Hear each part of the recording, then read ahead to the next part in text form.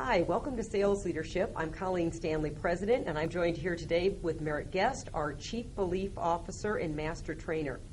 We're here to talk about decision making. Who the heck makes the decision around here anyway? How many sales managers or business owners watching this today have felt some frustration when you realize in debriefing your salesperson's call that they weren't talking to the right person? So you go back to your office and you draw nice org charts and you do pre-call planning and you do mapping and you teach them once again how to get in front of the right decision maker, only to have a week later to learn that they're still talking to the person that can say no but can't say yes.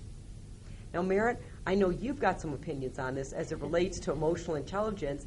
Tell our viewing audience some of the things that you've uncovered in your line of work with emotional intelligence and major account selling. Well, with major account selling, I find that one of the most important emotional intelligence attributes is self-regard. Self-regard is how you feel about yourself conceptually, and somebody who does not have high self-regard is maybe not going to be able to feel comfortable calling on a higher level decision maker than somebody with a higher level of self-regard.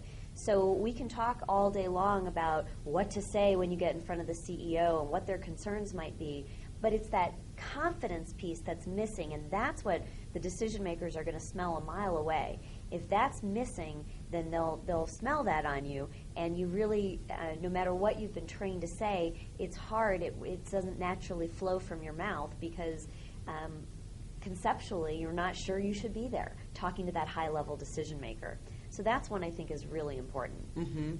And you know what else happens? When a person isn't confident of themselves, it actually isn't anything you say. It's everything about the personal presence and how you show up. So, for example, when you study neuroscience, there's a part of your brain called the amygdala. And the amygdala screens all stimuli coming into your brain. It's the fight or flight part of your brain. It's the reptilian part. So if a CEO is sitting in front of a salesperson, they can sense they lack confidence. So what starts going off in the reptilian brain is, this isn't safe, this isn't going to be a sure decision, because if the salesperson isn't sure, that's the energy level they're giving off, and that's what's interpreted by the buyer. So it may not have anything to do with what your salesperson is saying or not saying. It has everything to do with how they're showing up. Now, another one we have seen and studied in our line of work is a term called delayed gratification. And Merritt, share with the group a really interesting study done years ago. Dr. Michel in the 1960s did a study called the Marshmallow Study. And what he did was he took a group of 4-year-olds individually into a research lab where he had one table, one chair, and one marshmallow. And he would sit this 4-year-old down and say, now you can have this marshmallow right now, or if you can wait until I get back from some errands, you can have 2 marshmallows. Remember being a 4-year-old. And what happened was 2/3 of these kids were able to delay the gratification of eating that marshmallow and hold out for that second marshmallow. But 1/3 of the kids grabbed that marshmallow right away and started eating. Well, what was very interesting about the findings was when he checked in with these same kids 12 to 14 years later. He interviewed the parents. He got a hold of their academic records.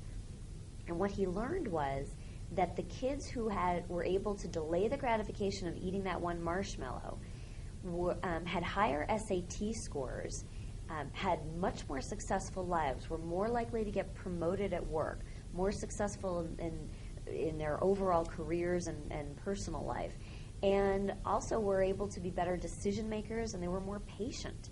So it really impacts in a lot of ways, and as we look at how delayed gratification impacts the decision step of the sales process, you know, there are going to, especially in major account selling, there are going to be times when you have to be a little bit patient, and you know, if you don't have that ability to delay the gratification, that can come across as being pushy and aggressive. And so it really does make a big difference in the decision step. Mm-hmm.